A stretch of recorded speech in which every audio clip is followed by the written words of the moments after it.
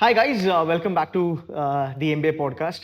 आज मेरे साथ GIM के डायरेक्टर सर हैं Ajit sir. Welcome to this Thank you. short session, I would say. A lot of people have been asking, is MBA worth in 2025?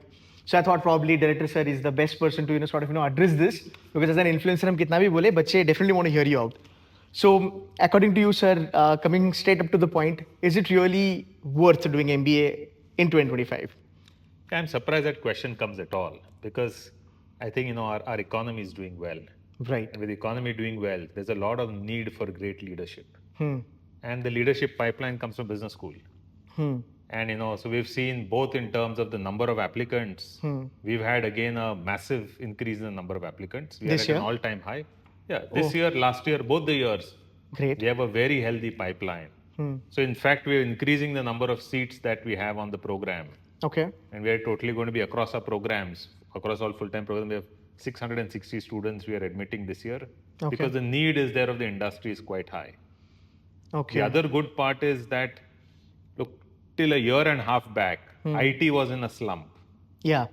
That was the only industry that was in the slump, Yeah. in India especially. And IT is coming out of that slump because you find somehow whole generative AI, if Gen AI has an applicability everywhere, and IT has a role to play there, at least currently it has a role to play there. Right. So I see that the job scene is doing quite well. The demand for MBAs is not just good. There were a couple of years in between where kind of technology was becoming very important. Surprisingly now, the core skills are becoming Right. very important because technology is getting automated by artificial intelligence. And therefore, I think it's a great time for doing an MBA. So I think just to answer this question, कि sir ये कहाँ से आ रहा है, तो मुझे लगता है कि youngsters who are now trying to get their MBA done, they always put things into monetary perspective कि okay, if I'm paying 20-25 lakhs to a B school, मेरा ROI क्या होगा? अगर मुझे 25 लाख में अगर मान लो 12-13 लाख का अगर जॉब मिलता है, so that is not a win-win situation for me. Then again, a lot of students do go for education loan. So they do a calculation कि यार मान लो 15 लाख में मेरा in hand 80,000 बैठ गया. अगर मेरा EMI 20,000 जाता है तो फिर मेरे हाथ में क्या बचा? I think that's the mentality or a mindset because of which this MBA is worth or not वो question आया. So I wanted to ask you this another question, like what's your take on ROI and what you would love to advise to the students कि ROI देखना चाहिए या नहीं, and if yes, then in what term? See, ROI देखना चाहिए. Obviously, if a business school tells you that don't look at ROI, then we're not in business, right? So Right. ROI, of course, is important. Okay. But when you look at ROI, please understand that there is a way to look at ROI. Each one will have a different way of looking at ROI. Right. Now, you can't look at an investment that is going to give you returns over a longer period of time. But the period you consider for return is year one. हाँ. It cannot obviously be. Exactly. So it is not that you're doing an MBA so that MBA is going to help you in the next 2 years of your life. That's not really what's happening. Right. What an MBA is doing is laying a foundation for you till you're going to get into leadership. And you won't start first in leadership. And therefore, what you have to look at is you have to look at a time frame that's a reasonable time frame. I understand it is great if you're able to recoup the money within 1 year. God bless you. Yeah. Right. There's nothing wrong in that. But I'm saying don't expect to do that. And otherwise, the other challenge is not only about whether to do an MBA or not, which job to pick up. So your job to pick up should not be based on can I pay back in a year or two, but you should look at a horizon of at least 10 years, if not longer. Because there are industries that you want to be in. There are organizations you want to be in, not necessarily ones that pay the best, but the ones that are sectors you like working in. Fits in the philosophy of the company, the culture of the workplace, fits in with what you want. I think these are important things for them to consider.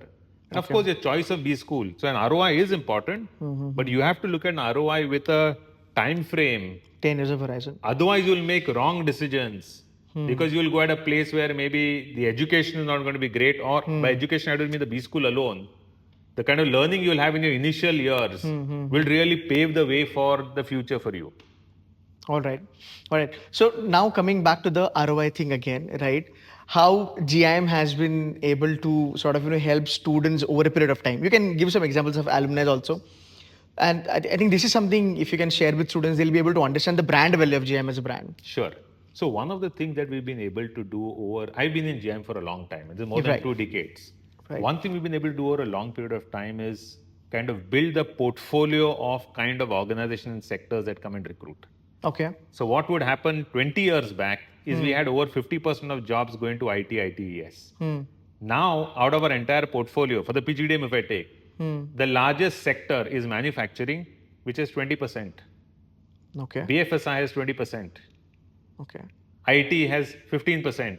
So our top 4 sectors together are contributing 70%. And you have a representation across different kind of sectors and therefore multiple different roles. Right? Now that in one sense, if you look at from an ROI perspective, it doesn't matter if 1 or 2 or 3 industries are affected. Right. You have a portfolio. Otherwise, what would happen earlier on for a lot of organizations? If you had a Infosys or a Wipro, Cognizant, 3 of these companies not recruiting in a given year, a lot of companies were badly affected. And therefore, if you look at in the slump that happened recently, what happened to the engineering colleges were affected 3 times higher. Yeah, there was a bloodbath, no doubt. The bloodbath was primarily because what was happening is if, I won't name which, but some private engineering college that have good ones, that had 10,000 students, 8,000 were picked up by 3 IT companies. Now the IT company is not there, you're dead. Exactly. But here what would happen, now what happens is, if one sector, say banking is in trouble, for example, at some point in time, or IT is in trouble, or FMCG is in trouble, anything else, the impact you're going to have is maximum to 10 to 15. The maximum is 20% is what a sector contributes. So that is, I think, one. Okay. The second is if you look at the kind of roles and companies. So let's say if a student wants to do finance. So who comes and recruits from GIM? JP Morgan is a regular recruiter. Okay. Bank of America, HSBC, Wells Fargo, Barclays, RCCM, Dara Shaw. Wow. And of course, you have the big 4. So what happens is when you have a basket like that, and just like I'm talking about a basket here, the same for anything else. People who are looking at data analytics, people who are looking at IT.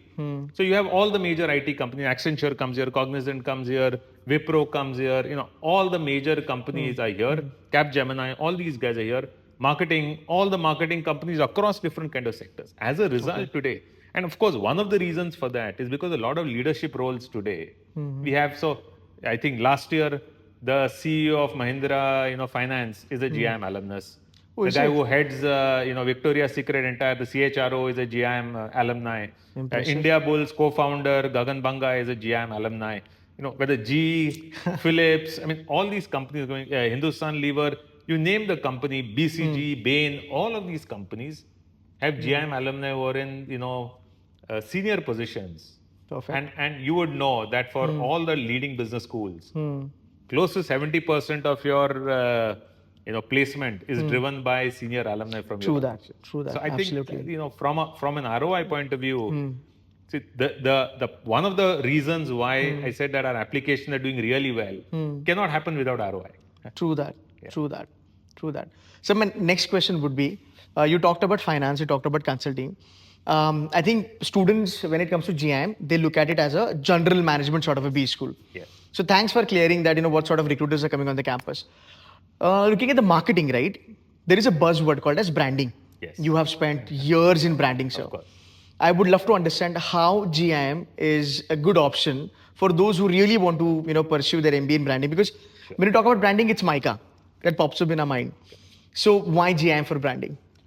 So see, firstly, I'll tell you, I worked as a brand manager. Exactly. I've been consulting company with brand management. Here, one of our top research areas is branding because we have at least half a dozen faculty who are branding faculty alone, right? Okay. Now, one of the things that happens is, if you look at GIM, and if I have to compare with a lot of newbies, newer kind of institutions, you have a lot of things that are very positive for the institution.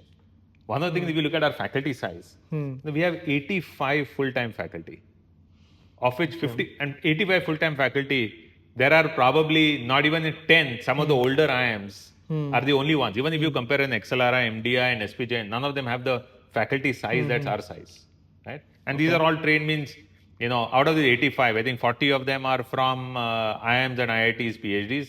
There would be around half a dozen of them with PhDs from, top universities worldwide. Now, what happens is when you have, so that is a core. The core of education is going to be faculty. The second part, core of education and the value is alumni. We have over 7,000 alumni. And some of the alumni are close to 30 years old. So you can say these are people in very senior positions in organizations. And we have a very solid, so despite, see, you must understand that when we started 25, when I started here 25 years back, we've been able to maintain our ranking since then, even today, despite the fact at that time, 25 years back, you had 6 IIMs. Today you have over 20 IIMs. Right. All the IITs now have, business schools. You have newer business schools, Bitsom and, couple of others that have come in.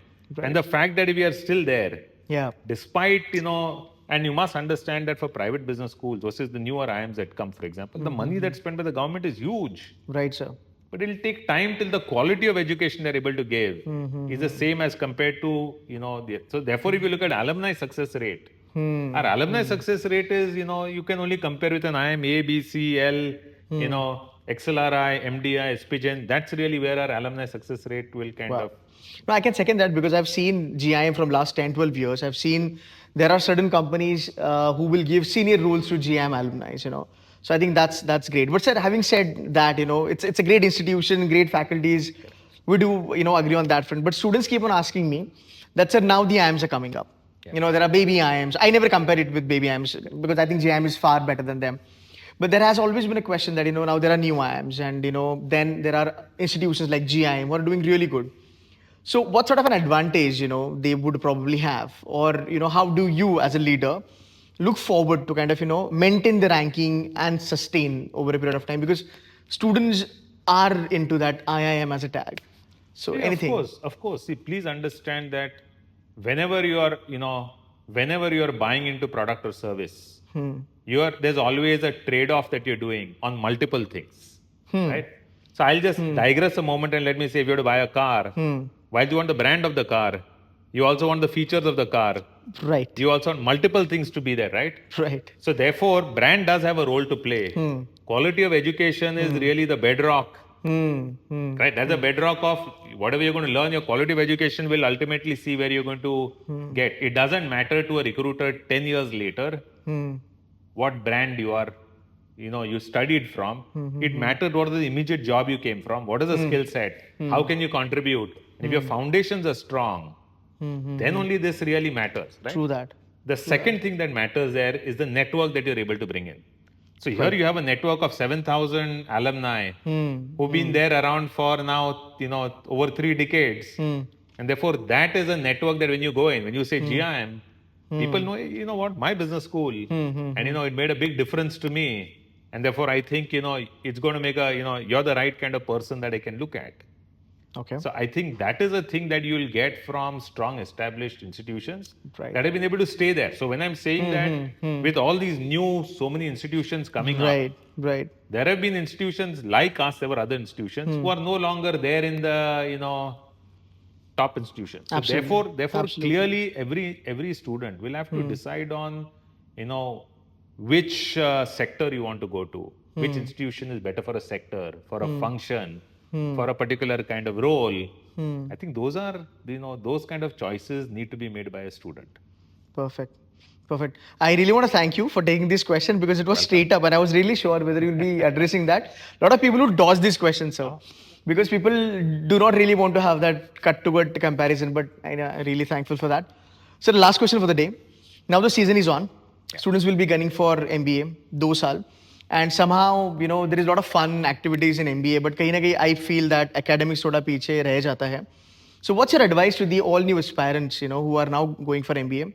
How they should be utilizing their 1.5 or 2 years in MBA so that they get better in corporate? Correct. So one thing that let me kind of say that it's important to look at MBA as a holistic education. Right.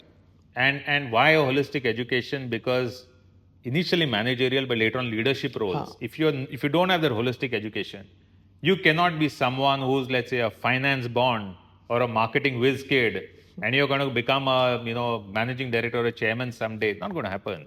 You've got to be able to understand multiple functions, and not just functions. I mean management functions. You've got to be able to understand sport, politics, economics, music, arts, all of that, because those are the kind of people that you're going to be talking to. I've seen at least business leaders are extremely interesting people who know a lot of things of a lot of, about a lot of subjects and topics, way beyond management, way beyond their home countries, way beyond their home state.